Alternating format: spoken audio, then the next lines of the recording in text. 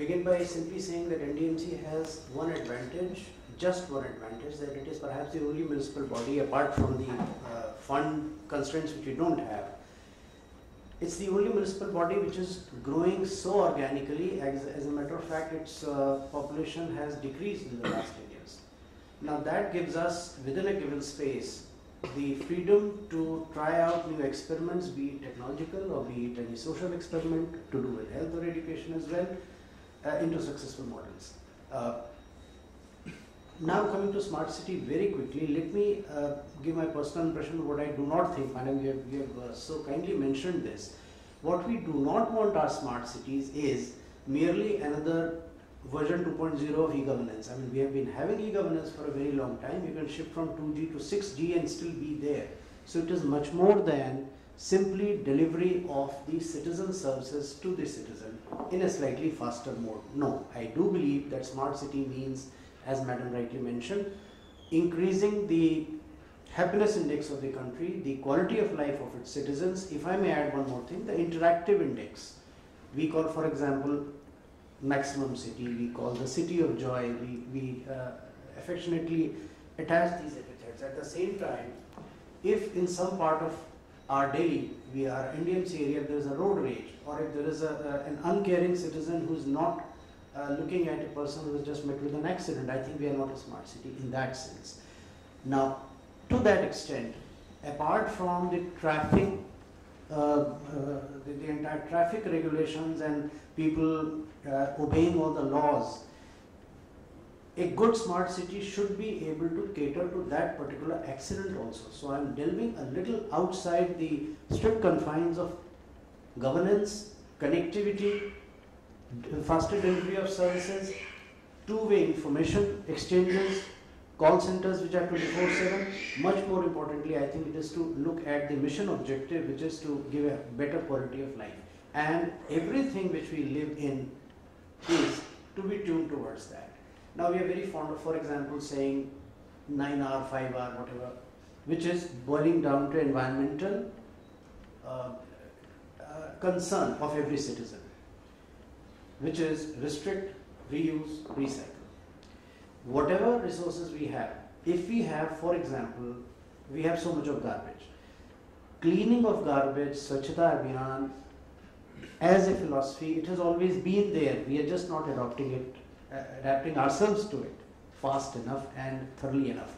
But more importantly, a smart city should be taking that garbage, utilizing it completely for the generation of waste, and only then, in that case, it becomes a smart city. For example, we have the Amanora city. We have a city in Ahmedabad, which is made into a gated community, and therefore, in a greenfield venture, they have built every system which is tuned into making it into a completely environment-friendly, no wastage, or take out wastage, take out waste, make the maximum possible economically beneficial product out of it and deliver it to its citizens in real time. The few components of a smart city I would like to simply reel out again. Health, education, environment, open spaces, maximum use of, for example, Madam, you kindly mentioned rooftops. Now, why should we simply dedicate 500 acres of open area for rooftop or for solar generation? Point is that we have so much of solar wealth available, insolation coming into our cities, and therefore, Madam, what we did was, we went to the citizen and we said, fine, this is the model, you rent out your rooftop per square meter for such and such rent, and this is your regular income. Now the person develops a stake into it by saying, all right, I'll keep it clean, and therefore I'll get this. He will not be using it for drying his clothes. That would be a very unsmart way of utilizing that space. When we say waste to energy, yes, we are using something for construction and demolition waste, we are using some other machine for food waste, something else for horticultural waste, it got inaugurated last fortnight, and we are of course using this waste to energy, which is a totally different paradigm shift for plasma gasification. We are, for example, having some 10 or maybe some place 30 acres of a plant whereby this waste is either incinerated or used in lesser efficient manner. Now it is a waste disposal and it's an energy generation. But the smart thing about would be to make use of the latest possible technology. If out of say 500 tons, you are as of today able to create say 14 tons, tomorrow as a matter of fact you are only creating 5 tons. If out of 500 tons you are able to create, let us say 80 tons or 180 tons or 200 tons, now that would be the technology game changer. So real smart city would be shifting from a lesser modern or lesser technologically advanced solution to keeping up with the technology. And this is where I want to come to the next and perhaps the most important part.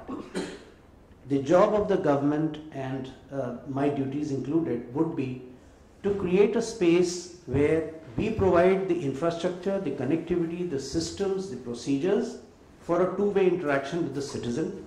That's one.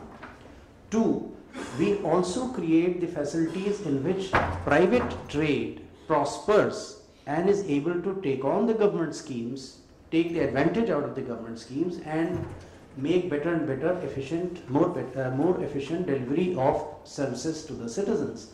Thirdly, am I able to provide a space wherein entrepreneurs, NGOs, thinkers, journalists, architects, all of them come together on various platforms in a matrix formation if need be for exchange of ideas, and to be able to provide a very informal think tank to the policy planners, to the government, to enlighten public opinion.